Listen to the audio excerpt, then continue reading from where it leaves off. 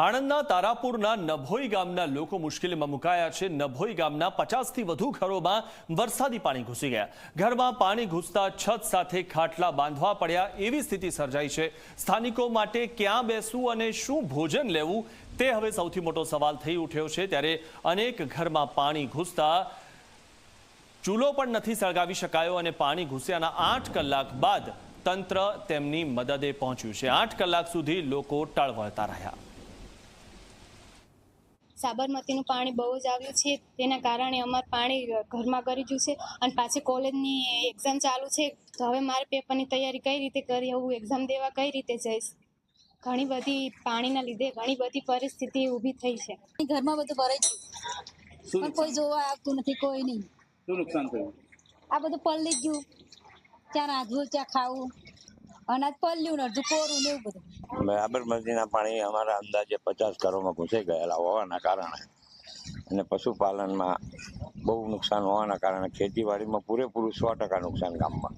સાબરમતીના સામે કાંઠાના ખેડૂતો અને આ કાંઠાના ખેડૂતો ડાંગરનું પુષ્કળ પાકમાં નિષ્ફળતા જયેલું હોવાના કારણે સરકારશ્રીની પાસે સહાય માગવા પાત્ર રહેલ છીએ અને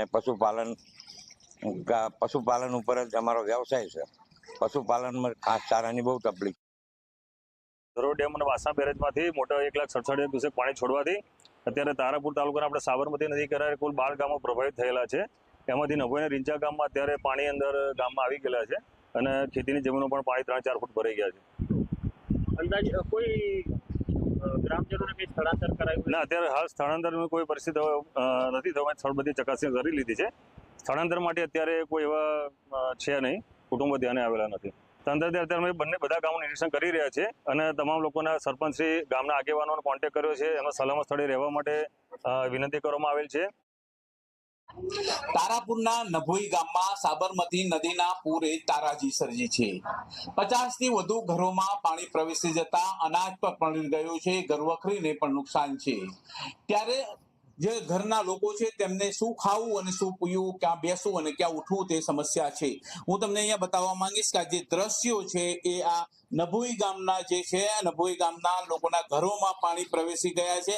જોઈ શકાય છે કે ઘરમાં પણ 1 ફૂટથી વધુ પાણી પ્રવેશી ગયા છે અને અનાજને પણ નુકસાન થયું છે, ઘરવખરીને પણ નુકસાન થયું છે અને આ સ્થાનિક લોકો માટે શું ખાવું અને શું પીવું તેવી સ્થિતિ છે। આપણી સાથે અહીંયા જે માજી છે તેમને પણ પૂછવાનો પ્રયત્ન કરીશું। ઘરમાં પાણી પ્રવેશી ગયા છે, શું તકલીફ પડી રહી છે? તકલીફ નહીં ભાઈ, માલની તકલીફ, માણાની તકલીફ, નાના છોકરા એક તો લાજ નહીં, ચાલ્યો જવાનું અત્યારે ભીનાના ઘરમાં ઢીસણામાં પાણી ક્યાં ધોવું, અમારા રાંધવું ક્યાં, ખાવું ક્યાં, કેટલી તકલીફ છે અત્યારે। કોઈ જોવા આવ્યું છે? કોઈ જોવા ના આવ્યું। આ ભાઈ તમે વિડીયો પાડો એક બીજું કોઈ ના આવ્યું। અમથા ડોકાયેલા આવતા ના આવતા બહુ આવો। હા, તલાટે થવાનું હોય, સરપંચ થવાનું હોય તો માં આપણે પાણી નાખવાનું, તો કોઈ ડોકાતા નથી, શું કરવાનું? જો વાત કરવામાં આવે તો હજુ સુધી અહીંયા કોઈ તંત્ર પહોંચ્યું નથી, અધિકારીઓ પહોંચ્યા નથી। સ્થાનિક લોકો પારાવાર હાલાકીનો સામનો કરી રહ્યા છે। ત્યારે જોવું રહ્યું છે કે આ જે પૂરગ્રસ્તો છે તેમની વહારે સરકારી તંત્ર ક્યારે પહોંચે છે। બુરહાન પઠાણ, જી 24 કલાક, નભોઈ।